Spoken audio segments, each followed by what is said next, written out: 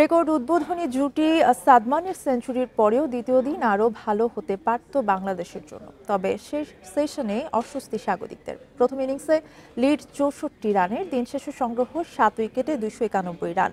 সাদমানের career সেরা ১২০ run. এর আগে ২২৭ রানেই অল আউট হয় জিম্বাবুয়ে।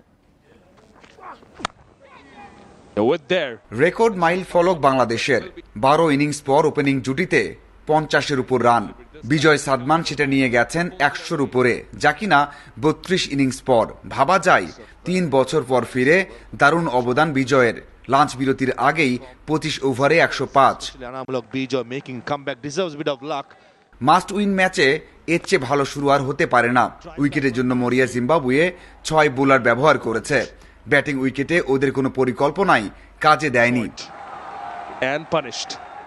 ওয়ানডে স্টাইলে সেঞ্চুরির দিকে এগোতে থাকেন সাদমান। দেখে শুনে খেলা বিজয়ও ভালো করেছেন। ক্যারিয়ার সেরা ৩৯ রান করে অবশ্য ফিরেছেন মুজার রব্বানীর বলে।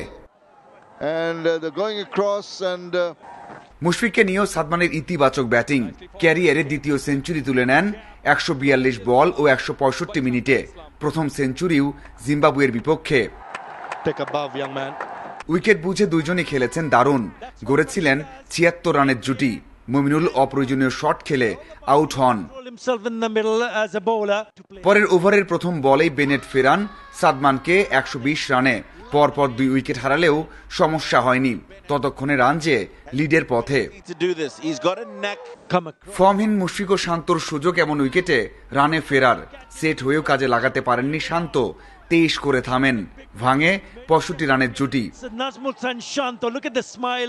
জাকির ফেরার পর মুশফিকের কি হলো কেউ বলতে পারবে না। টেস্টে এমন রান আউটের ব্যাখ্যা যে থাকে না কারো কাছে। নাইম আউট হওয়ার পর মিরাজ ও তাইজুল দিনের বাকি সময় পার করে দিয়েছেন। এর আগে শেষ উইকেটে ব্যাট করতে নেমে কোনো রান যোগ না করেই অল আউট হয় জিম্বাবুয়ে। তাইজুল নেন ৬ wicket. Mazharul Islam, independent news, Chittagong.